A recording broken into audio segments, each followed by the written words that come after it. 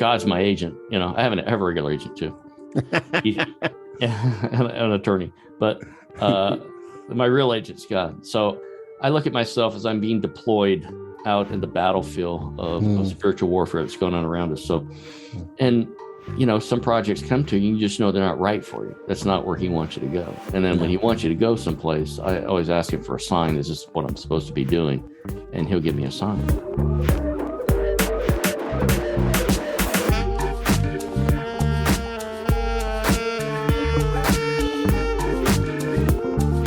You are listening to the Act One podcast. I'm your host, James Duke. Thanks for supporting our podcast. Remember, you can subscribe to it and leave a good review and share it with your friends and maybe even your enemies. My guest today is director-producer Arthur Anderson. Arthur is an accomplished director, producer, and writer in film and television. He began his career working as an assistant director in television on the New Lassie TV series. In 1996, he joined legendary action film director John Woo as his first assistant director on the classic action film Face Off.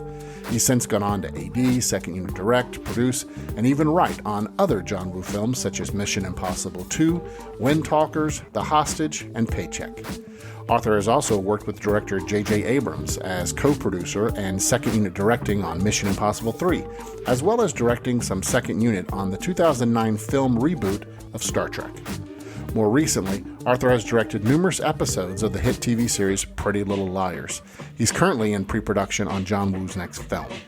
Arthur is one of the kindest people I know in this business, and I think you will really enjoy our conversation. Arthur, welcome to the Act One podcast. It's great to see you. Hey, James, it's good to see you again. It's been a few years. It's been a while. I think we've both been busy.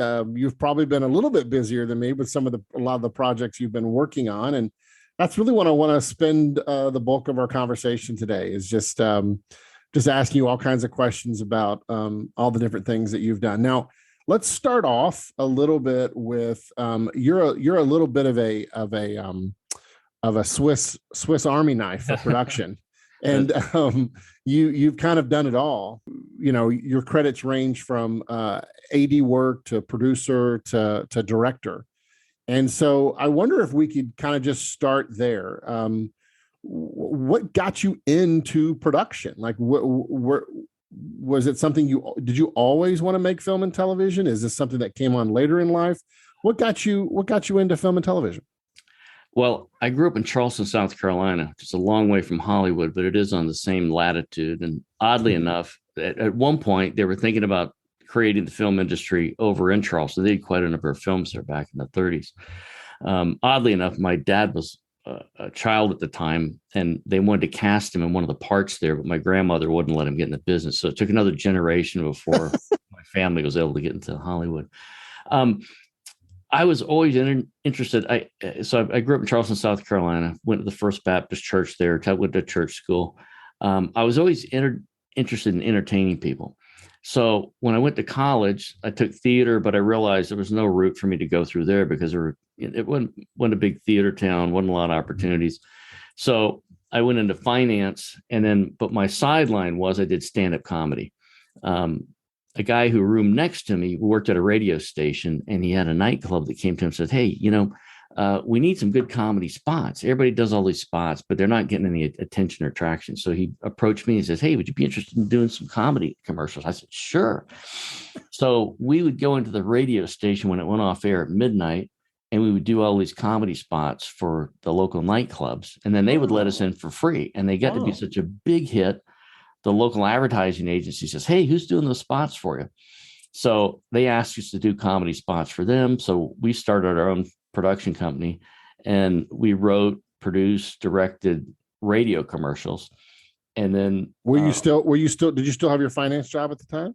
We were still in college. We were sophomores in college. Wow. So you were in college. Wow. Yeah. So we were running this business, and I was taking finance. My partner was in journalism. So we were working a lot of long hours, but we were learning the hard way up. And then one of our ad agents says, "Hey, Volkswagen's coming out with these new cars. They want us to do this whole new commercial with them." And we'd never done television before. So we call one of our friends at the TV station and say, "Hey, listen, the ad agency wants us to do this commercial. we've created some rough storyboards of what we want to do. We want to bring the car in the studio. It's going to be one long dolly shot from the front. It was Nick's, it was the new Audi. And so we want to start at the front of the car. We're going to dolly all the way around the back. We want to intercut the stereo, the wheels on it. But we'd never done this before, make us look like we're good. So we went to the control room. We set this whole thing up, do the commercial. And the commercial's done by the time it's over because we're doing live switching and everything. And we're running the voiceover underneath it. So it was great. So by the time it was over, commercial's done. And this is like a Friday night. And it's like midnight when we finished. And great. The clients loved it. They were there at the ad agency. This is great. So they left. And then the stage manager comes over and he hands me the car keys. He says, here's the keys. I said, well, what's this for? He says, the ad agency said, you take care of the car. I said, oh, really? And he says, the unfortunate thing is all the stage hands are gone. So the big steel plates we need to put down to put off the stage are gone. So you guys, you're going to have to do that and everything. I said, I said, no, we're not. I said, open the stage door. I said, Rick, we shot the wrong commercial. Watch this. So I got in the car, backed it up on the stage, drove it off the stage. It's like a 3-foot drop. Car goes off the ramp, hits the ground, slides sideways. I said, see, that's the commercial we should have shot. So we were, listen, we were young and crazy, no holds barred. And we had no film. You were directing action back in college. You were already doing action sequences before we knew what we were doing. So here's the other crazy. There was no film equipment around then, right? So they said, hey, we'd like to do some more. We got this big account for to do commercials for the state of South Carolina promoting the cities. And one of them, we wanted people driving cars. There were no camera cars and tow rigs. So I showed my dad some pictures out of a grip book with reflectors. And I said, hey, can you build me a couple of these that'll fit in the back of our pickup truck? I'll put the gate down. I'll get a tow rig from U-Haul. We'll hook this car up. And then I'll let some of the air out of the tires of the car to make it more spongy. We'll find a new paved road and we'll get light behind us so they'll hit the reflectors. You had to get several hundred foot candles inside the car because it's a 16 millimeter film, right? So we're driving down and I'm telling the people in the car, we're shooting on the back truck, look happy. They're about to melt. It's so the lights just directed. Wow. My makeup's melting. Good. Look happy about it. So we had to invent a lot of things, then we put mobile generators in the back of the pickup truck so we could run some lights. And so we saw all the Hollywood equipment, what they were using in Hollywood. There was none available. So we had to create our own. So our company was doing really well. And then my senior year, my partner got killed in an auto accident right before Christmas. I mean, it was terrible. And so after that, I still had the company, and I had to make a decision to make because it was too much work for me to do by myself. Yeah. So I sat in my studio one day and I just prayed and I said, Lord, listen, I know I haven't been talking to you that much, but this is the time I need some help. I need some direction on where I'm going to go. And it was like 2 days later, my mother called me and said, hey, there's a film coming to her hometown here. And I know you've always wanted to get into film, but I don't know if there's anything you do, but I wrote down the phone number. They were advertising for assistants. So I called a woman up. She was in Atlanta, and I told her what I'd done. She said, "Wait, you're way all overqualified. I just need a casting." She says, "Listen, I just want to get on the ground level. I'll do whatever you want." So we had a giant casting call in Charleston. All these people showed up, and we took pictures. And then I just back up a little bit. Prior to this, when I was going through this decision-making phase, like the weekend before that, I told my dad we had a farm about 40 miles outside of town, and we go out there and we work on the weekends, raise our own vegetables and stuff. And I was plowing one day, and this was before I met my partner. We started our company. Just to back up with a little backstory, and I've been praying, and when God talks to you, it's not always an audible voice; it's just a feeling inside of me. So this feeling came over. Says, you need to go to Hollywood and make films. And I said, that's the craziest thing I've ever heard. While you're plowing the field. I'm plowing, I stopped. Wow. And the great thing about deep plowing is all the birds in the neighborhood know about it. So they come, there's like 30 birds behind me, and they're not paying attention to plow. They're eating all the bugs coming up. And I stop the tractor and I hear all the birds. But I heard this, I stopped. I said, that's the craziest thing I've thought about.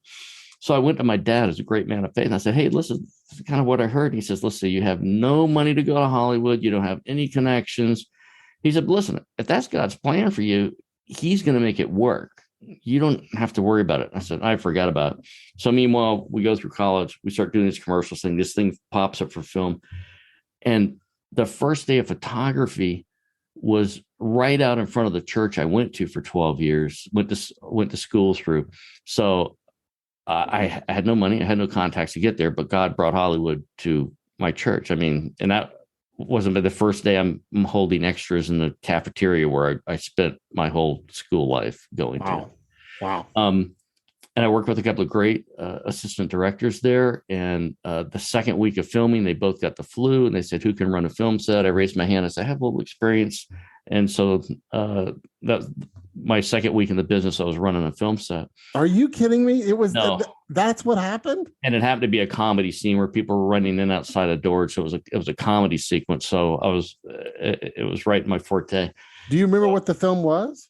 Yeah, it was the Double MacGuffin.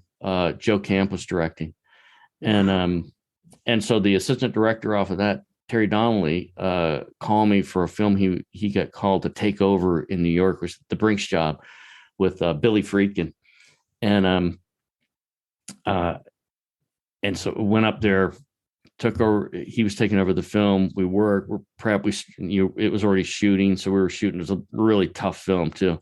So clearly you obviously showed him something that he thought, this guy, what do you think that was? Like looking back now with all the experience you had, what do you think he saw in you that he thought, this guy, I'm going to take this guy with me. I'm going to show him the ropes. What is it? Because, we got a lot of people here listening, right, who want to get into the business. What do you think when you were that green, at the time, what do you think is some things that they identified as potential? I always looked for something that was going wrong and tried to be there to fix it. And then I would always stay close to the assistant directors. I would see what was going on. I'd see what wasn't working. And I'd always try to be the gap filler. Or if something was going wrong, I said, can I go over and help in that? So I was always there. I was always available. And I was really willing to learn, and I wanted to learn. And I knew these guys were really top notch. And so I was just a sponge, and I was absorbing everything. And I ended up, we were traveling all over the place. So the second AD really had to take the first AD he was first AD and production managing, which is really hard when you're moving around. So what happened was the second AD really took over the production manager job. I took over his job, and then I was setting the background, call sheets. So my first picture, I was doing everything a normal union second AD would do. Wow. So I got thrown right into the lion's den, and, I just stepped up and made myself available and tried to be as helpful as I can. And that's really, that's 50% of it showing up on time. And the other 50% is being present in the moment, seeing what's going on, and seeing how you can contribute and how your talents can help out for that. Right. Is it, hearing your story, talking about just in terms of just your ingenuity, as a college student, you and your friend, and kind of what you guys were doing and starting your own company, and then hearing the way you described the way you kind of acted on set. It sounds like what you're describing is obviously not only what I mentioned before, like to have this kind of level of ingenuity, but there's also, it seemed like there's this level of what really works on a film set is the ability to problem solve. Like, exactly. It's all about, and if you can anticipate, right? Like if you can anticipate, even better, but right. Your willingness to try anything, do anything, just kind of get your hands dirty. That's pretty underrated, but really that's key, right? When you say, yes. Yeah. And a lot of times in my career, I'd get called into shows that were a mess, and I'd be a fireman. I would come in and put the fire out, because operationally they had been set up incorrectly, or personalities clashed. There was a big problem. So I would go in and say, and they would ask me, they'd fire somebody off a show. They'd bring me in and say, what's the problem? And I'd say, well, look how many scenes are on this call sheet. There's 13, 14 scenes. There's not enough hours in the day to get this done in 12 hours. So you're overwriting. I said, I would look at the episode, and I'd look at how many days they had and how much page count. And I said, you'll never get all this page count done. There's too many scenes. There's too many sets. And, you'll never get all this done. So it's been set up improperly. So, here's how you fix it. And that's where knowing how to write comes in, because when you go in, how can you tell a story with the least amount of scenes, least amount of setups, and get it done on schedule, on a budget, right? Right. So, and it's the same thing on movies. It's the same thing. I've directed short films. I've directed streaming videos, everything. You're given a budget box, and you can pretty much do anything you want to, as long as you stay inside the budget box. So it's knowing what tools you have, what personalities and personnel you have, and what their level of competence is. And if one of those people, you're coming on the show and they're not competent, you have to figure out a way to work around them, but still get the job done without getting grieved union wise. And Arthur, you know how many people I work with, young emerging filmmakers, who want to complain and say, "Oh, well, if I only had $100,000, or if I only had whatever amount of money, I could make what I want to make." And I just, every time I hear that, I think, well, you're probably not going to make it in this business, because the whole point is take what you have and be excellent at it, and just execute at a high level, right? That's it. Well, I'll just say the other thing. Being a man of faith has played a big role in this, because back in my early career, I wasn't close to God at all. I mean, I knew him, I had a relationship, I'd pray, but I just wasn't that close. But things happen in your life, tragedies and things, and he guides you into a place where he wants to have a conversation with you. You can either choose to have that conversation or not. And so I got thrown right into the deep end of the pool, doing a lot of big movies. Billy Friedkin, Paul Mazursky, Jim Bridges. I worked with really great assistant directors, really great producers, and I learned from them. So I took on, and some of the films I did were really bad, but sometimes you learn more from working on a bad film than you do in a good film, because you don't realize how competent and great people are who are good at their jobs until somebody is not competent and great, and all the wheels are coming off the wagon. Yeah. And when you were doing this, you were functioning as a second or a third or a UPM? Where were you functioning? I started off as a production assistant, and what my forte was directing a large background on movies. So got it. Did the Brinks job, Willie and Phil, Urban Cowboy. I just directed all the background as a PA, and that's how I came out to LA. Was they had some additional photography they couldn't finish there, so I came out to LA on that. Then I got my days in and got in the Guild as a second assistant director. Worked through that, got my days in there, became a first on TV shows, and then in I think it was 1993, did Beverly Hills Cop 3 as my first feature with John Landis. And then in 96, I hooked up with John Woo on Face Off. And I've been with him for the last 26 years. And starting out as assistant director. And then I became uncredited writer on his films, because we would take a film and we would break it apart, because action was an unseen actor in the film. So we take the scripts like Mission Impossible. I'm sorry. What is that? Can you break that down for us? Action is an unseen actor. What does that mean? Unseen actor, one of the unseen characters in the film, because you can use action to do a couple of different things. You can use it to advance the plot, right? You can use the action to create a barrier for an actor so that it stops them, and they have to analyze their personality or what they're doing that they've tried working before and now it's not working. You can use it as a reversal, where they have to change their attitudes and actions. They have to go through. You can use it to help their character arc, right? So they start out one way, and they have an Achilles heel. There's a character flaw in their personality. Maybe they don't trust people. They can't love. They're full of anger. And through the course of events of the movie, something has to cause them to change, right? An antagonist, a co-protagonist causes them to change. And what we would do during the films is we would use the action to propel a plot or to affect the character, right? To test him, to put him through the crucible. Okay, everything you've done before didn't work. What are you going to do now? Right? And change that arc to change the character by the end of the film. So we would take the script, we would tear it apart. If it was a action film like Mission Impossible 2, we had car chases. We would take out toy cars. We would put them on a desk. Okay. And John, what do I say? I want to do action that's never been seen before. So you'd rent every car movie, Crash, French Connection, every Fast and Furious, anything that's been out there, you would look and see what had been done. And then you'd try to come up with something that hadn't been done. You sit down with the stunt coordinator and the second unit director, and we'd sit out at the table and say, okay, if we did this, there's okay, what does this mean to the character? What would his character do? How would he do this? Mm-hmm. And then we'd figure that out. We'd send out storyboard artists, we'd storyboard it, then we go find the locations. And then and then sometimes things would change when we're out scouting. And I remember on Mission Impossible 2, there's the big fight at the end between Tom Cruise and Dougray Scott. Right. And John says, I want to do something with motorcycles. Never been done before. He says, what I want to do is take these two motorcycles. I want them to charge at each other. I mean, I say like 2 nights. He says, yeah. Then I want them to raise the motorcycles up, jump off the motorcycles, hit midair, and then go to the ground.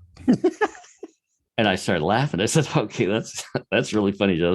So let's go look over here at this cliff. We go to the cliff, and Brian Spurs, the stunt coordinator, says, I think he really wants to do that. I said, no. I said, let me ask. I said, John, you were kidding, right? Motorcycles, guys hitting the guy. He says, no. I said, John, the physics of that is if they went off the motorcycles, they hit each other in the air, it would kill them. The G-force would be too much. Just too much. It would kill each other. The movie's over early. He puts his hand up and shows us, silly boy, it's just a movie. They'll buy it. so we had to, with stunts and the effects department, had to come up with this rig that would, these two motorcycles look like they were going each other. They would rise up on their back wheel. And so there's 2 cranes on either side with a big wire going across. And then there was a cable that had to lift the actors up off the motorcycles. And then there were 2 wires attached to their back that went to either side of the crane with the cinder rig, so it would stop them, and they would literally be 6 inches apart. Oh my right? God. So we're not going to do that with the actors. I said, we're going to do this with the stunt doubles. And then they fall off, and then we'll pick it up with the actors. And of course, Dougray Scott was fine with that. But Tom says, no, I'm riding this thing. You kidding me? Tom Cruise says, throw me. Tom says, I'm doing it. I said, Tom, listen, we hire the best guys in the world. We have the best cable. We have the best equipment. But I said, the worst thing you'll ever want to hear when you come off that motorcycle is doink. He says, what's doink? I said, that's when the cable under the cinder rig pops. You smash into the stunt double and both of you are dead. And he went, I'm willing to take the risk. I said, oh my gosh. Wow. So we call the studio. Well, here's what I'm going to do. Oh, Tom wants to do it. Well, okay, great. So Tom did all that stuff. He did, wow. He did 98% probably of all his own stunts. That's got to be the most terrifying day of shooting, right? See all this gray hair I've got? That's from Tom Cruise doing his own stunts. I did Mission Impossible 2 and Mission Impossible 3 when that's all the gray hair worrying about is safety. But listen, I'll tell you what, he's in the best shape of any actor I've ever worked with. I remember when I first met him on Mission Impossible 2, I said, he told me, I want to do a lot of my own stunts. And I said, well, what kind of condition are you in? And so he was standing on the sidewalk and I was standing in the parking lot, and he jumped off the sidewalk and did a full forward flip and landed in front of me. I said, okay, you're in good shape. Wow. But he's a hard worker. I mean, I'll tell you one more quick story. Mission Impossible 3. We were in Shatong, China. It's like a 1,700-year-old village, and a restaurant there. The menu is 700 years old. I said, how can you change it? Oh, every couple of 100 years we change it. And so there was a sequence where Tom jumps out of the top of this building. He runs it, and he's running full tilt down by this canal. And so the only way we could do this when JJ hadn't had an operator, we had totally JJ had rewritten the third act of Mission Impossible 3, and I had nothing to do with the writing on that. Only on John said that JJ and his guys had done a great job on that. But Vic Armstrong, who's a second unit director, and I had to go pre-scout this stuff because JJ didn't have time. We just didn't have time to do that. So we were looking at this, and I said, wow. So I said, Vic, how does he come out of this window and he runs down the sidewalk full down? I said, we're going to need some kind of, I said, the helicopters won't do this, but we need something like the space camera or something. He says, yeah, if we put 2 towers, it's like we put 2 towers on the end of this, and we rig a cable rig up, we can put the space cam on it. We can come out, bring him out the window, follow him down. I said, wow, that's really going to be expensive. That's $100,000 at least. He says, yeah. He says, you're the producer. You have to make the call. So I had to call. We get this great idea, and they bought off on it, and it worked. And Tom did it, and I'll never forget. He had to set this computer to run the camera along from, and he was running at 16.9 miles per hour. I mean, he is so fast. It's unbelievable. Wow. Yeah. Wow. So that's part of the problem solving and things you do. And when the director's not there and you're having to make decisions for him. And what I would do is I get the video camera, I would shoot everything where all the sequences would be. And then I gave JJ a map of the DVD that he could go through the sequence the whole way through. And I've never done this with any picture other than a pilot I'll tell you about later. But the director wasn't there. He had to show up on the day and shoot it.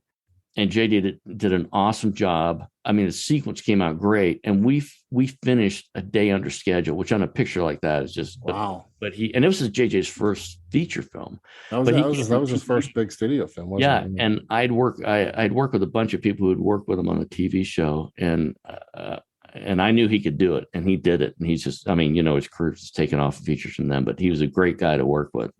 That's awesome. Is that what you love? Like, considering and I want to get into all the details of all the different kind of hats you've wore, but truth be told, is that your favorite part of movie making? Is seeing a sequence where John Woo says to you, "I want to throw two people on motorcycles into each other," or I need our star to bust out of a window and run down a canal? Like, is it kind of coming up and designing those sequences, working with the stuntmen and truth be told, is that your favorite part of movie making? Yeah, it is. The way a movie should be made, it should be 90% pre-production, where you've gone through the sequences, you've gone through the story, you've done the storyboards, you figured out how many days it's going to take you to shoot this sequence.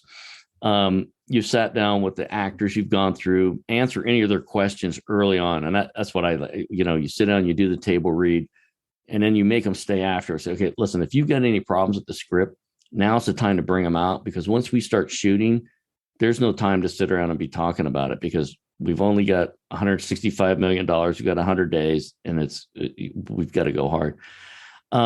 But then there's always things that come. The great thing about it is that 10% improvisation on the set is when you get there and you realize that something you had planned and schemed and rehearsed doesn't necessarily work, and you have to come up with a solution to that. That is really the kind of exciting process. Or early on, when the director says, "I want to crash two motorcycles into each other," is you really have to, sometimes you're so far on the outside of the envelope, your feet are barely touching the glue. That is the exciting part. And it's also the terrifying part. But that's a great thing about motion picture. A script is a blueprint. It's like the architectural design. And you have to, that's your blueprint. That's your blank canvas as a director. Mm-hmm. Then your colors are your actors, and your paintbrushes are your crew. Mm-hmm. So, and the problem is your canvas is constantly moving. So you're painting on a moving canvas.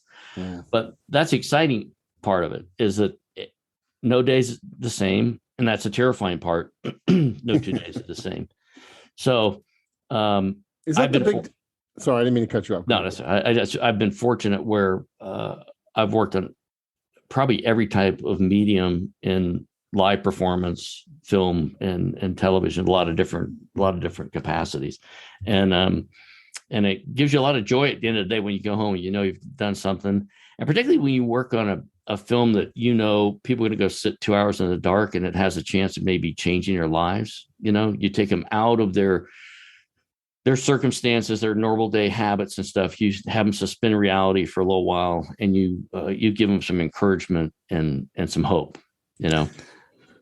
Absolutely. Let's talk a little nuts and bolts a little bit. The difference between ADing or running the set, television versus film. What are some of the big differences?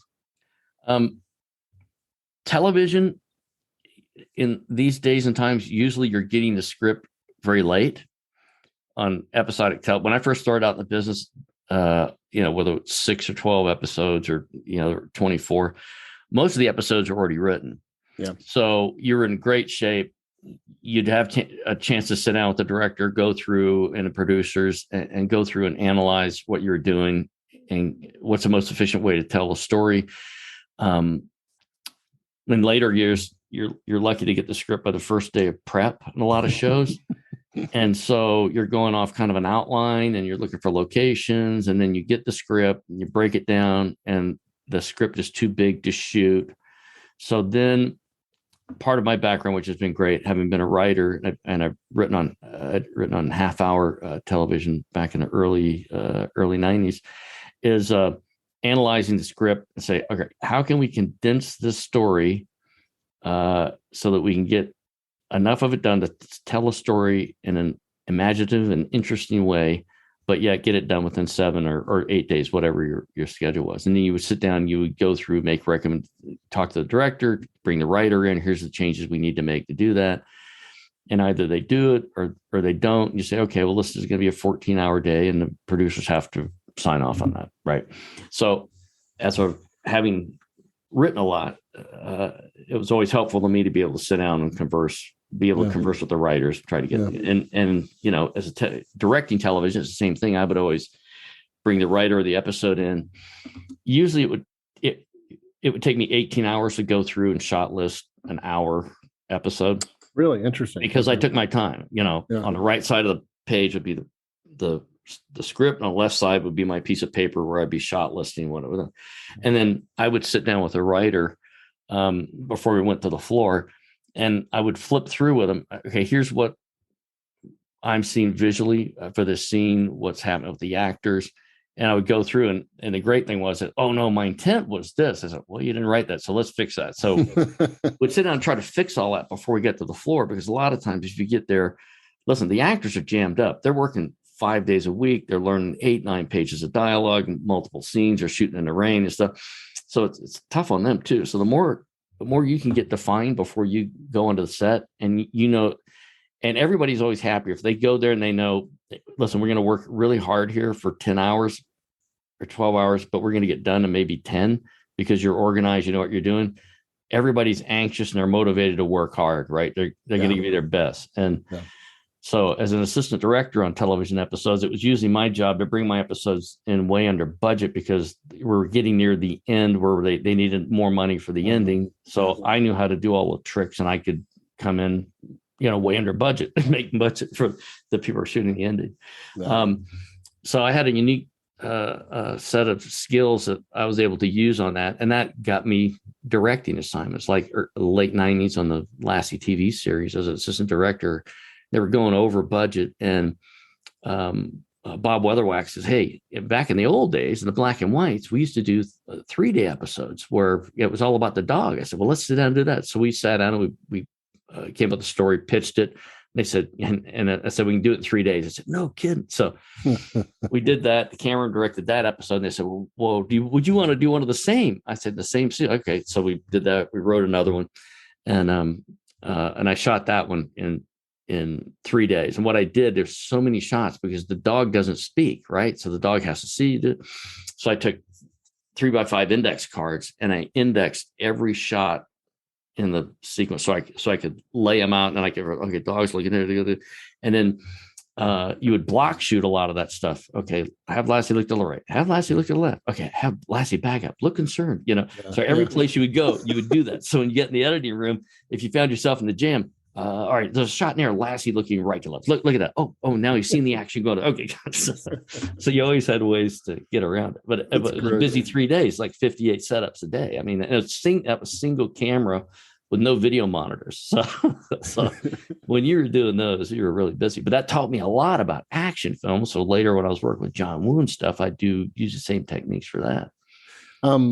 Before I want to spend some time talking about that in particular, but before I do, could you lay out for our audience the different responsibilities that, say, a first AD has versus a second unit director?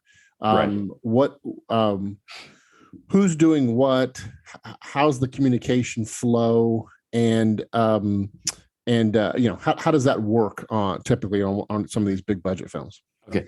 A good example is Face Off. It was I don't know if you remember too much about the movie. There's a giant boat chase at the end of the movie. Oh yeah, I remember that boat chase. Come on, I'm a product of the 80s and 90s. Okay. I remember that well. So the studio was really nervous about this big sequence. So John had storyboarded it out. He's really good about that. So I took it, I broke out all the storyboards, and I said, and Barry Osborne was the producer on it. And Barry came up with the idea. He said, this big sequence, suppose we shoot the boat chase in the beginning, second unit. I said, I think it's a great idea because then he can cut a buzz reel out of it and help promote the film. So I broke all that out, broke all the second unit action out, broke all the first unit action out. So that then Billy Burton was the second unit director. He took that out, and then he shot that sequence, and John was able to go out every then and work with him on that sequence. So we shot that all in prep before we started shooting. So that then at the end of the movie, I took all the inserts we needed of the actors of Nicolas Cage and John Travolta. And at the end of the shooting, we spent 3 days out in LA Harbor with 2 units going on. One would be with John Travolta doing all his close-ups with Nicolas Cage's stunt double. And on another unit would be Nicolas Cage with John Travolta's stunt double. And then the last day was doing all the sequences where we needed them together. Yeah. Right. So we shot all those close-ups in 3 days. And then in editorial, they cut all that together. But meanwhile, before the film started, they cut together that whole sequence, and the studio was super excited because it was a great sequence. They can understand and envision how the movie was going to go, and they had something they could start prepping foreign sales with and stuff like that. So normally what happened is the first AD will break down the story, he'll take the script, break the script down, break the storyboards down. He'll delineate, take the storyboards and break them into, all right, here's the action that can be shot second unit. So the second unit director is going to be involved at that. He's going to work with the first unit director. So first unit director. How do you define, how does the first AD define what second unit action? Second unit will be any action you can do that doesn't involve the principal actors. Okay. Or if they do, it's on a very minimal basis. So the first unit director could jump over at some point and do that. So any part of the sequence of car chases, you can do the cars banging into each other, chasing each other around curves. They blow up, cannon rolls happen, things like that. Then you designate that as second unit. So the second unit director would work with the first unit. The first unit director would tell him what he's envisioning in that, right? And then the first unit then is all the action, all the action activity that goes on with the main cast, right? So sometimes they overlap a little bit, like on Mission Impossible 3, the whole sequence where all the cars blow up on the bridge. I don't know if you remember that. We shot that in the Pacific Palisades. The helicopter, where the helicopter shooting the rockets and blowing them all up. Yeah. So that whole sequence was complex because I was Vic Armstrong was the second unit director, and I was the auxiliary second unit director. So I went to the East Coast and directed all the second unit with the cars coming onto the bridge and setting the whole thing up in Norfolk, Virginia. Vic was back at Pacific Palisades on top of this mountain that we had green screen that would pop up because I was shooting the plates and everything for that would pop up. And he did all the cars, wrecks, explosions, and all that. Wow. And JJ came in right behind him with the actors and overlapped then some of that action with Tom running up, shooting the helicopter, explosions going off and all that. So that worked really well because we had 3 units going on, but that was the only way to get all that action done because the movie had to be done by Christmas because it had a May release, right? Wow. So it was really complicated. We were shooting in 3 different countries. We were in Italy, Germany, China, all over the place. But we had a great team of people, and we had the most fun. I had great stunt guys, and it was just a blast doing it. So when you for instance, let's take for instance that sequence or any sequence or the face-off sequence. The first unit director, John Woo or J.J. Abrams or whoever, they're talking to the second unit director in terms of what they need and what they want. Yes. But are they then leaving it up to you, the AD, and then even the second unit to actually design the shots, or are they actually telling them? No, are they designing the shots also? Like, Yeah, like The okay, second like in unit. Face Off, it was storyboards, and John would talk to Billy and tell him how he. Billy had worked with John before. She's familiar with the shooting style, right? Got it. Yeah. So as a second unit director, what you really have to do is understand your director's shooting style and his method of shooting, because you want it to be seamless when you go from the action into the actors blending into it. So Billy had worked with him a lot. And then in Mission Impossible 3 with Vic Armstrong, JJ had prevised all his action scenes, which really makes it great because he could understand the narrative, the entire story, and what happened. So JJ prevised those, and then what I did, I was co-producing that. I wasn't the AD on that, but what I would do is I would take those storyboards, because we were kind of behind because they rewritten the third act. They were shooting, so I would take those previses and we do freeze frames out of those to make up a booklet. But you always had the previs. But the booklet then would become the shots that were going to go to second unit, the shots that were going to go to first unit. And then there was a visual effects component too. A lot of plates that had to be shot in China. So there was a visual effects unit that was going over and shooting all these plates, because the top of the Bank of China, we didn't go there for that. We shot those with a visual effects went over units and shot those. There was one shot that comes down from the skylight, comes down to the building, then it merges into a shot that comes right up to the top of the building. And the top of the building we built at Universal. So those had to be blended together. So it was a complex film also, because there was a lot of visual effects and many units around the world going on. And I had this big calendar up on who was what, where, doing it, when, how, and so it was kind of like a Rubik's cube. You just mentioned something there, visual effects. Now, obviously, you started in the business when visual effects were either never used or hardly ever used. To now, you're making films with John Woo and other people, and visual effects are used all the time. Right. Yeah. And I'm just curious for you, what has that transition been like? Has it been frustrating, or has it actually been life-giving? Like, do you what is the process for you now, living in the world more of where there's more visual effects? Do you feel like you have more tools at your disposal, or is it? Yeah, I'm just curious about your thoughts about that. Well, I prefer a combination of live action and visual effects. I think that some of the visual effects have gone so over the top. Listen, there's one thing about suspending reality, and there's the other part about going so far with it as you go, you could never do that. You know what I mean? And in some of these action films, I mean, they go so way over the top. You go, but hey, listen, that's the medium. You push it as far as it'll go. But I'm a firm believer in trying to combine physical action and using the visual effects to complement that. You know, the film that broke it, broke all that for me was Die Another Day, the James Bond film. Oh my gosh. Which up until then, if I remember correctly, I'm a big James Bond fan. One of the things that they took pride in with the James Bond films was that they almost everything was all practical. Yes. And if I remember correctly, I think Die Another Day was the first time that they did visual, and it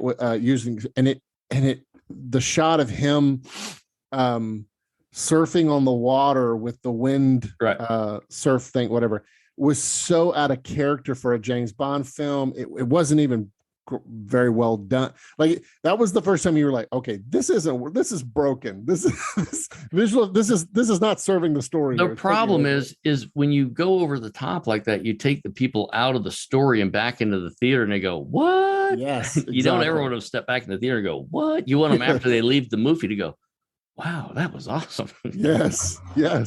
Suddenly realize, like I remember watching the first season of The Mandalorian, and it dawning upon me afterwards that it was all a set, right? And it was was all a giant green screen set. Yeah. And I was like, okay, that's impressive. Like, you got me on that one, Yeah, but see, you bought into it because visually it looked right. It didn't take you out of the story. You bought the environment that the characters were working in, right? Yeah. By the way, have you shot anything with this new technology? Is it called Real Engine or whatever? Have you done anything with that yet? I haven't. Yeah, it's a whole other thing. It's for production design. It's a whole other thing. Let's talk. I'd love to talk about your relationship with John Woo. I mean, he is he's a legendary film director, and he's made some amazing films over the years. And I believe you said earlier that you first got connected with him on Face Off. What, and now you said you've been working with him for 20 something years. And so, tell us a little bit about that relationship. How did you guys connect, and what is it about you guys' relationship that you've continued to work together? Just love to know a little bit more about your relationship with John Woo. Yeah, well, the producer on that was Barry Osborne, and the production manager was Marty Ewing, and the two of them thought I'd be a good fit for him for this picture. So I came in, I interviewed with him, I told him my philosophy of filmmaking, how I enjoyed his films, particularly his Hong Kong films like Bullet in the Head, and I mean, it's some great, established that kind of action. And we chatted for a little while, and after I left, I said, I don't think I'm going to get this job. Just, he didn't talk a lot. And then Barry called me up and says, hey, you got the job. I said, wow, great. We started working on that film. We talked about his methodology, how he storyboarded everything. And I'll never forget that our first day of shooting, we were in the bedroom with, it was John Travolta and Joan Archer, I think. And John, they had swapped characters at this point. And John was making these big camera moves, going back and forth around the bed and doing all that. And I said, John, people have to have Dramamine to see this scene if you're going to use the way you're shooting all this. He says, silly boy. No, I'm only going to use 2 seconds here. You'll see. That's a couple of days later, he invited me up in the editing room and showed me. I said, oh, I get it. He says, yeah. He says, the one thing that I remember, my camera moves the audience through the film. I said, okay. And then I got it. Right. And he's just a great guy. I mean, listen, we've been all over the world together. We were in Australia for like 11 months on Mission Impossible 2. We were in Hawaii. We did Wind Talkers. We had to recreate the invasion of Saipan, which is a freaking monumental job. I mean, just so everybody, we had 300 crew members. There were 65 40-foot trucks. We had 500 Marines, 250 Japanese there. We had 300 bombs going off in the first shot. It was a 2.5 mile long helicopter shot with 14 other cameras on the ground.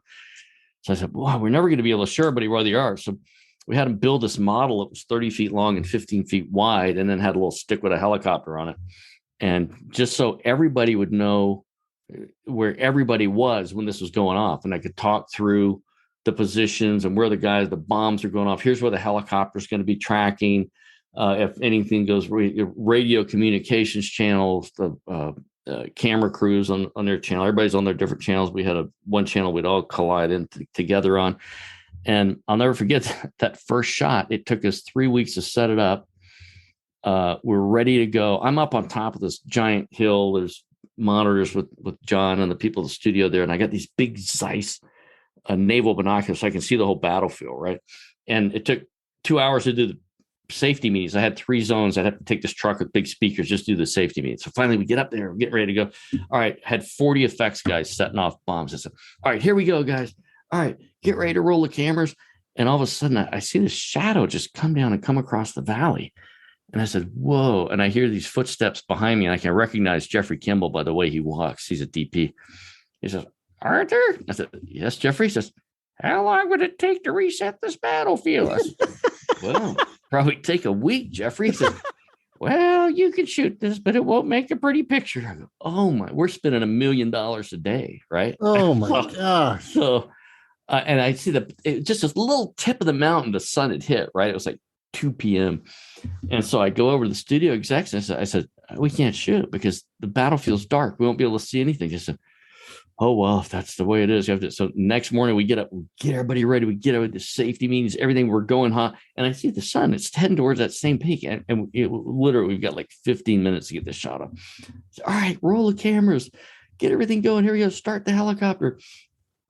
We did it. The shot went like 2 minutes long. Bombs going off. Everybody's all at helicopters coming along the top of the ridge. And the effects guys got a little excited and they started setting the bombs off too quick. And they were getting close to the helicopter. And the pilot calls me, he says, they're getting too close to the bombs. I said, nobody can hear me, fly faster. So he just had to fly faster around the arc. It was so noisy. There were so many bombs going off. And once it started, it was, we had a flag system. We could put up red flags, but it's been way too late at that point. So I said, use your own discretion, bail out, do whatever, to fly faster, just get out of there. So we did it, and it came off great. But that's one of those things that you can't anticipate until something like that happens, and then you have to scramble and I thought it might be my last day producing on the show. That. So when you and just real quick, I want to focus on this just for a second. Get back to John Woo.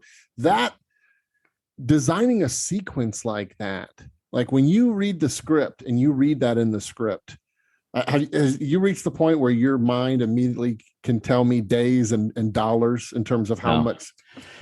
No, not till I see what John's vision of it is. Because then what we would do is once we get that script, we'd sit down with Brian Smurs, who was a stunt coordinator, and then he ended up being the second unit director on that film, which then launched him. He's a giant second. He does all the giant films now. A second unit director. He's an excellent second unit director, and he's directed some first unit films also. We'd sit down with the toy soldiers, break out all the toy soldiers. Okay, wow. Here's the invasion. So everything you used to do at 5 years old, you're doing on a tabletop. You're just getting paid better for it. And so we do this, and then we'd look at camera angles. Okay. And we have the storyboard artists. Okay. From this angle, we'll see the guys come up here, and we would develop the storyboards for that. And then we would break that down into what would be second unit that Brian would do. What we tried to do all that without a second unit, but there were times that we found out it was just too much to do. We send Brian off. He'd be blowing up stuff early in the day. We'd be off another area. And then both the first and second unit would come together at the end of the day to do like the assault on a machine gun nest and blowing stuff up that required, 12 cameras and stuff like that. So that's where all that happens in prep, and that's where you need a lot of prep time to get all that done. When you're doing big stunts, you want to have time before you start shooting to prep those, to design them, to make sure that they work out. And sometimes when you don't have that time, then you get together with Saturday with the stuntmen, and you go through it. And then we'd shoot video of it, edit it together to make sure that the continuity of it worked.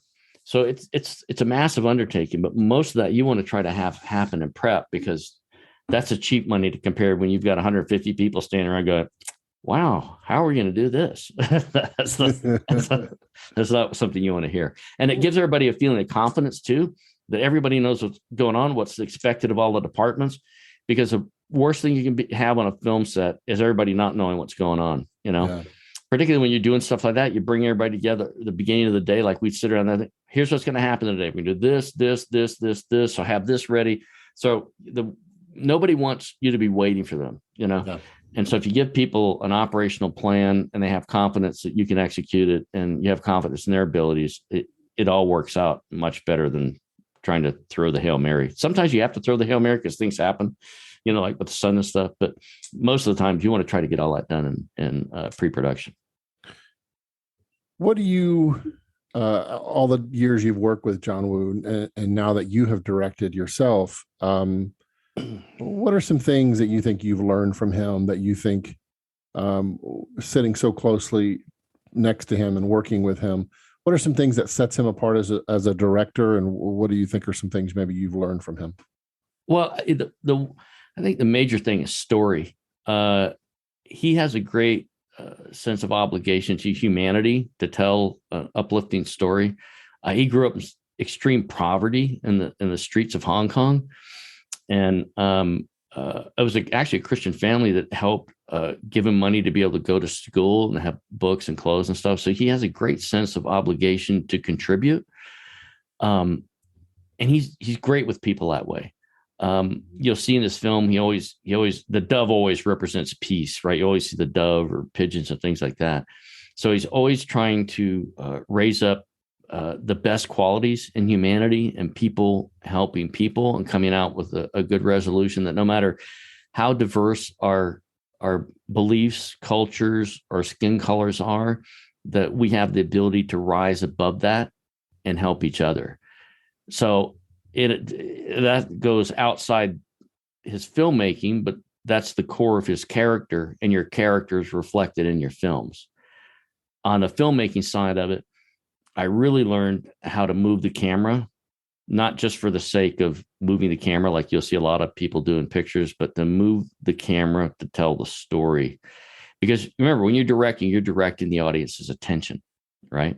So the movement of that camera, what the camera sees, is going to focus where their attention is going to go. And John's a master at subtlety of adding music and camera movement. I don't know if you remember the scene inside the loft of the bad guy when it's being shot up in Face Off, and a little kid's standing in the middle of the chaos with the headphones on, listening to the song, and the place is being blown up around him, and you're just circling around the kid. Yep.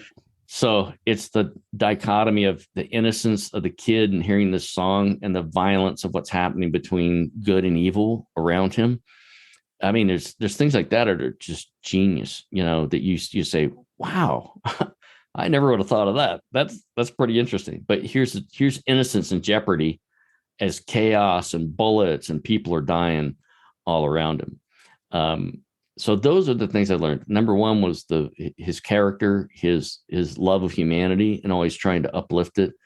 And number two, his film technique on his interesting way of telling stories to bring more depth, more and more emotional connectivity to the audience, because that's what you always strive to do is if you can make an emotional connectivity with your audience, really get them to care about the story and involve them with the music and the visuals. I mean, you can really change their minds about things. When you are on set, let's say as a first AD, who's your best friend? Who's your when you're on set and you're in that mode where you kind of like what you were talking about, where you can't really be standing around, mm-hmm. Like you've got to when fires start popping up, who are you looking to? Because I want my audience to know, like, as they get into production, mm-hmm. like how do they get the attention of ADs like yourself? Like how you got the attention of, so who are you looking for? What are you looking for the crew around you, and how they should be operating on set to make an impact? Right. Well, there's a strong triangle in filmmaking. That's between the first AD, the director, and the DP. Right. So when you're in a tough situation, you're trying to figure out how to shoot your way out of something. Having a good relationship with the director of photography is always good because, they've got so much experience. They know how to do things. Listen, like in television, the beginning of the day, you start out shooting a Picasso, and by the end of the day, it's Aaron Brothers Art Mart, so yeah, you start off doing all these great shots. At the end of the day, you get two scenes to do, and you've got an hour. How do you do it? Okay, well, throw a bounce card on the floor, put a light on it, and let's get the steady cam out and do a one, or make it. So if you can't make it look right, make it look weird, make it look like you did it on purpose, right? So with John Woo, with Jeffrey Kimball and stuff, I'd always go to him. I say, okay, here's the situation. We're shooting in Antelope Valley. We don't have enough daylight to complete these sequences. I need to be able to shoot night for day in this valley. And he goes, night for day? Are you out of your mind? I said, you have to make it look like daytime here so we can get another 4 hours of shooting here. And he'd call over, Danny, his gaffer, get over here. I need a construction crane. I need a 60 by 60. I need to get every 18K you can out here right away. And sure enough, he put this crane up, this huge 60 by 60. He bounced lights up, and you could not tell a difference that it wasn't daytime out there. Wow. So that's who you depend on. And you develop that relationship early in prep when you're starting to go through the script, because you want to go through from page one so everybody's on the same page. How are we going to do this? You want to, if you're not going to storyboard, you're going to shot list it, right? So when I was doing Pretty Little Liars, I directed a number of episodes, and then Warner Horizon had a great, Warner Horizon had a great program. It was to train diversity candidates how to direct, right? So they had a course where they would go through, and they would go through a number of weeks on stage, and a director would take them through all the process of how you direct, how you break the script down. All right, when you get on the set, how do you shoot these things? And then I took 3 of those candidates, and they hired me as a director to take them through prep, shooting, and post, right? So I would make them sit down with a script. And the good thing was they had gone through Bethany Rooney's course, so they knew how to break the script down. They would go through, and I would say, okay, we would go through the sets and every shot that we're going to do. And I said, okay, so it looks like you might have too many shots. So if we get down to it's 4 p.m. and you've got 2 hours left, what can you do for this? And they would say, oh, I don't know, how would I do? That's okay. Well, look at this. It's a steady cam walk and talk with a 2-shot, and then you change the lens on either side, and it's going to be good. Or you shoot through something and you see them walking up and they stop in a position where you can just shoot this. You can punch in closer and have one reverse. Try to keep everything on one axis. So would take them through that process, and they had such good training from Bethany Rooney that by the time they got to the set and they actually started shooting, they got it, and that's the way all new directors should be trained. So they go through a process with somebody who's been through it so that they can achieve success, rather than just taking somebody, throwing them into Cuisinart where they've got 12 hours to get, 32 setups done, an action sequence, and, somebody has to go in a tank at the end of the day. And they're just sitting there, and it's up to the DP and the first AD to kind of pull them through it. That's not the way to train. So Warner Horizon did a great job, came up with a great program. And the people who've come out of it, a lot of them have gotten jobs on regular TV shows. So in television, the same thing. Your DP's your best friend, because he knows the ball game. You tell him, he knows when you're behind, and he'll come up with suggestions and help you with the director. That's really insightful. The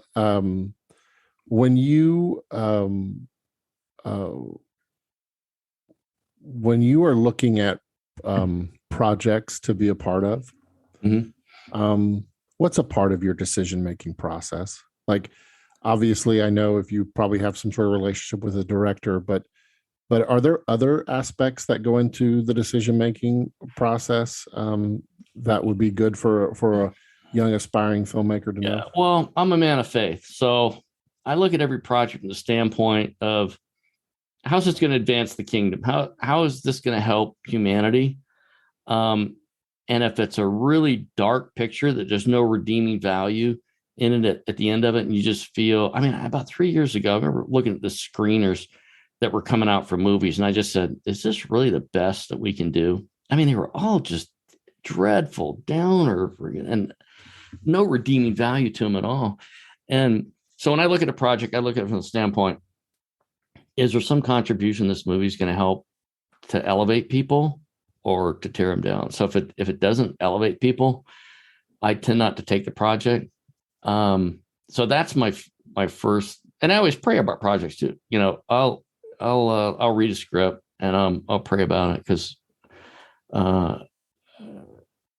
God's my agent. I have a regular agent too, an attorney, but my real agent's God. So I look at myself as I'm being deployed out in the battlefield of spiritual warfare that's going on around us. So, and some projects come to you, you just know they're not right for you. That's not where he wants you to go. And then when he wants you to go someplace, I always ask him for a sign. Is this what I'm supposed to be doing? And he'll give me a sign. And sometimes I'll be on a project and things are not going to go right. And there's a potential for things to really go wrong. And I bailed out of projects too, because they were just, the people involved weren't honorable. And that's where people get hurt, and so I won't be a part of that. And so I would bail out. But so I have my spiritual meter that I put up against projects like that.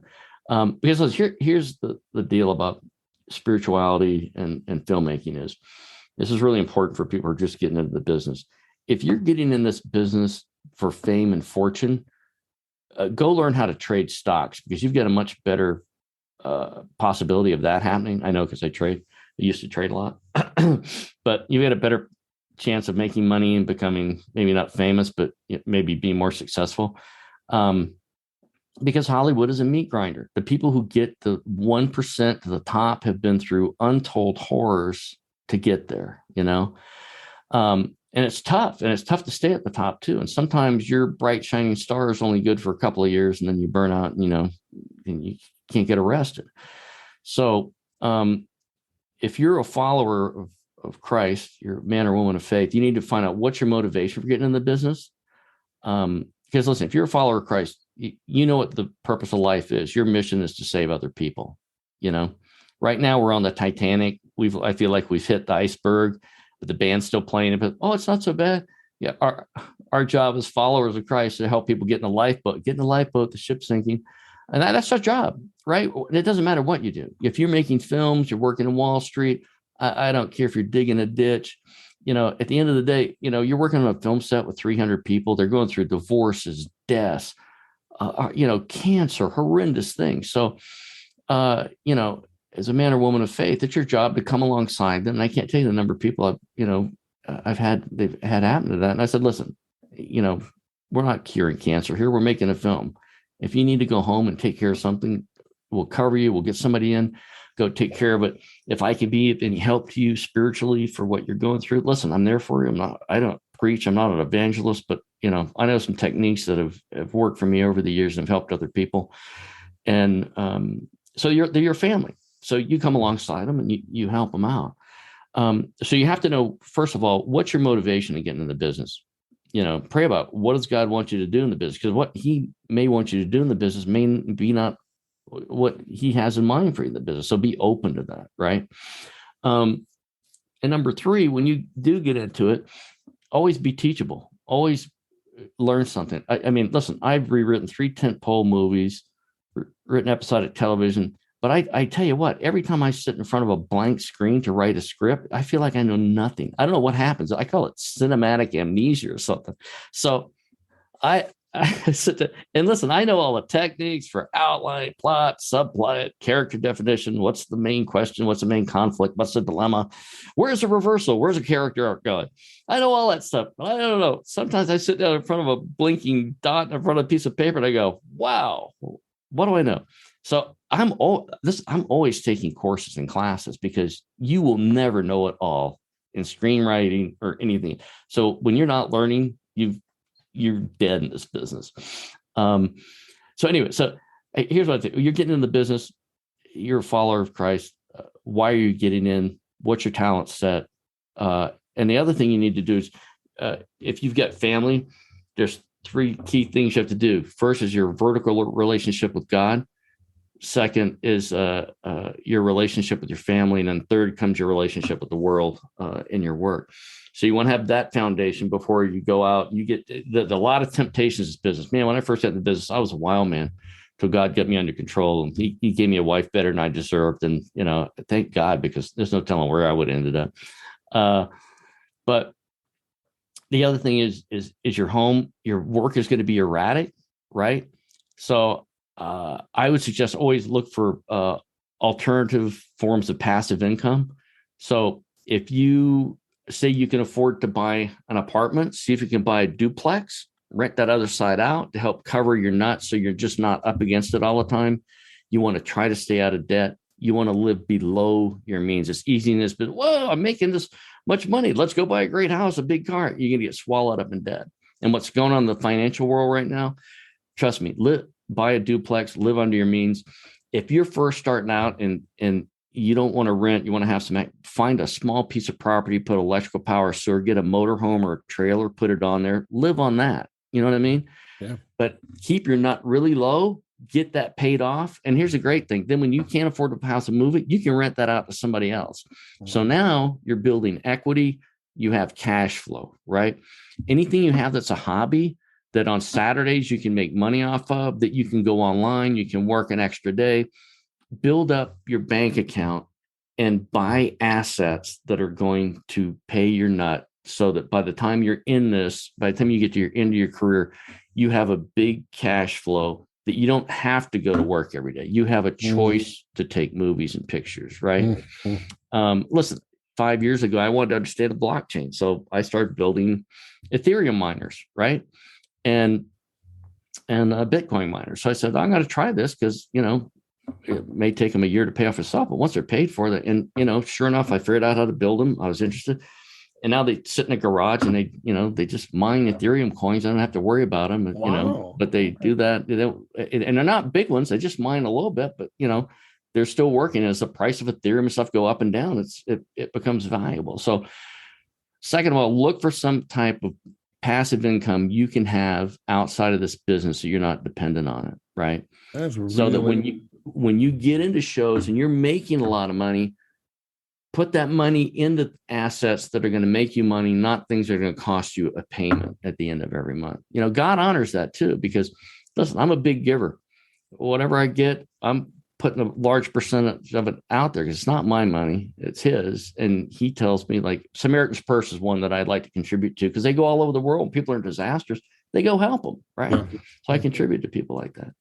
So, so get your family set first, then get your financial system set up in a manner so that once you do start making some money, live below your means, but try to find a way to get more income coming back into it. And so I think that's not stressed enough in the film business about how the hardship. Because listen, I've been through, there were strikes. I was a year without work. I was heavy in debt. And I always honor my debts. I always paid them off, but it would take a year to get them. And the great thing is you make a lot of money. So when you get back, you can pay them off. But there's always a cycle like this of, feast or famine, feast or famine. Yep. So you want to be able to find something like I finally did. You break that cycle so that you get constant income coming in. That is really good advice. And I hope everyone who's listening in, that is such sage, practical wisdom that I don't think enough people, one of the things we've thought about doing at Act One is offering financial courses, because there's people just get into way too much debt. They come to Los Angeles, they're coming from someplace that you can afford to live, and they come to someplace that you can't afford to live.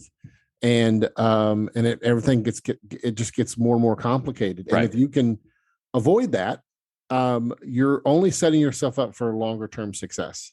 Yes. And I think that's really wise. I want to close with this, Arthur. We were talking briefly about kind of your passion for praying, helping people pray through spiritual warfare and things. And you've developed that. Am I saying this correct? You've actually developed some tools and some things to help people, and this is based on personal experience. Is that right? Right. Yeah. My daughter went through a terrible physical stretch that she's had these terrible headaches since she was 12, and man, we took her to every specialist there was, every scan, every allopathic doctor thing we could, naturopaths, everything, and she just wasn't getting any better.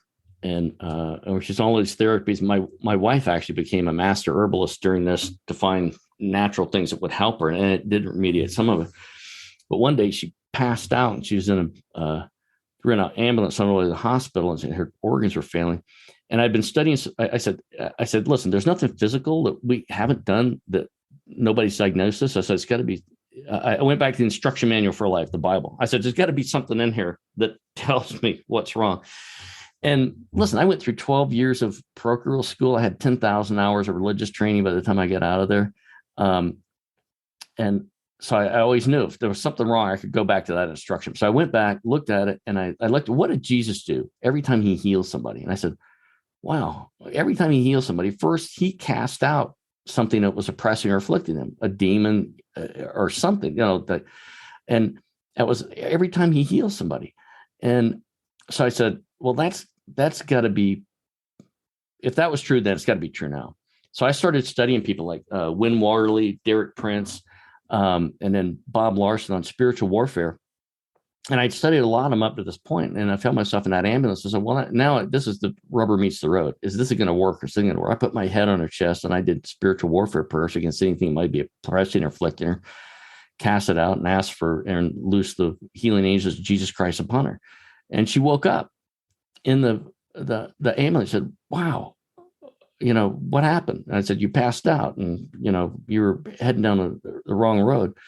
And so from that point, I said, I got to learn more about this. So I went to Bob Larson's International School of Exorcism. It took me about 3 years to get through that, studying spiritual warfare. And when people found out I was doing this, they would call me up and say, hey, I'm having this problem. Can you help me out? So I'd either go to their house, they'd come over to mine, and I would help them in deliverance sessions, getting rid of whatever was oppressing and afflicting them. And when COVID hit, I couldn't do that anymore. And we moved from LA up to northern Idaho. And so my daughter said, listen, it's 2020. There's nothing else you can do. You're not going to be doing any movies. You've been talking about wanting to do this app. I can show you how to do it, because she does it. She takes people and takes her. So I came up with an app that explains spiritual warfare, the battlefield, who the participants are, and then warfare prayers that you can pray. And I pray those through audio on this app. And the app is called myprayerwarrior.com.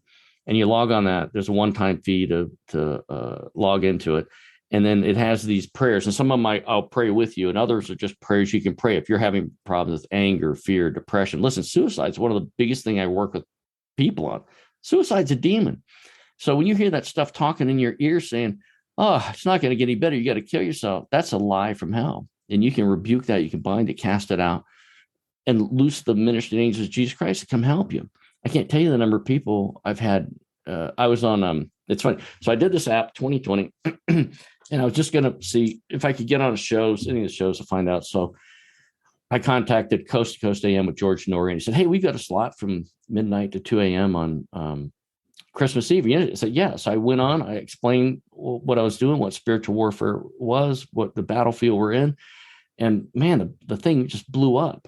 And then I had a lot of people contacting me off the show who had problems, and I would do Zoom calls with them, and I would help. And some of them were in serious trouble. But major people I had calling me were facing suicide. And so I taught them how to deal with that. And I said, next time that happens, I said, when you call me, and I said, Satan hates to be laughed at. So the next time he calls me at midnight, this thing's after me, I'm going to kill myself. I said, no, it's not. That's just a lie from hell. So we're going to laugh at it right now. So I taught her how to bind it up, cast it out. And I said, now we can start laughing. What? We're going to start laughing because he hates to be humiliated. And I said, this next thing we're going to do is we're going to start praying for everybody else. What do you mean? I said, everybody else who's feeling suicidal, we're going to pray for them right now. She says, well, okay. So we pray for them. I said, we're going to pray for world peace. She says, why are we praying for all these things? I said, I want you to learn that every time Satan comes after you, it's going to cost him. So he's going to come to you. He's going to try to oppress and let you get you to kill yourself. That's not going to work. You're going to laugh at him. And then you're going to pray for other people, which is going to cost his kingdom, because you're going to allow the angels of Jesus Christ to go after all his demons. Wow. She says, wow, I feel better already. I said, yeah, it's great kicking, demon butt in it. She says, yeah. And I can tell you, I've had hundreds of people that I've done that, Zoom calls, phone calls, emergency calls. So I have that app, and then I have a book I'm going to put out before Easter. It's Spiritual Warfare Prayer Manual, and essentially it covers the things that are in the app. But people wanted a written version of it, so when they're on the road, they could open it, they could read it. It says, "Okay, guys, I'm going to do that." So it'll be an Amazon ebook, and it'll be a published book you can order also. Oh, very cool. That's very exciting to hear, and we'll look forward to getting the word out for that when it comes out. Arthur, this has been a lot of fun. Well, I hope I've helped some people. Listen, in this world, it's all about helping each other and trying to have some fun while we're doing it. With everything that's been going on in the world and all the division and, wars and rumors of wars and stuff going on now, we can't forget that God has created us as victors, not victims. Amen. And as I don't care if you're 5 years old, you're 105, as long as you can pray for other people and pray against the evil in this world, you're in the battle and you're one of his warriors and you're a victor, not a victim. That's well said, my friend.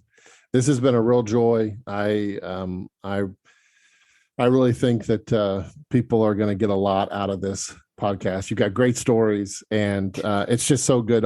Anytime I've ever had a chance to spend time with you, I just feel like I've always come away with a big smile on my face. So thank you, Arthur. Well, James, thank you. Listen, I think it's such a great thing you're doing to train up the next generation. We need more people like you out there doing that. So anytime I can be of help doing anything for you guys to train up the next generation, I'm there for you, brother.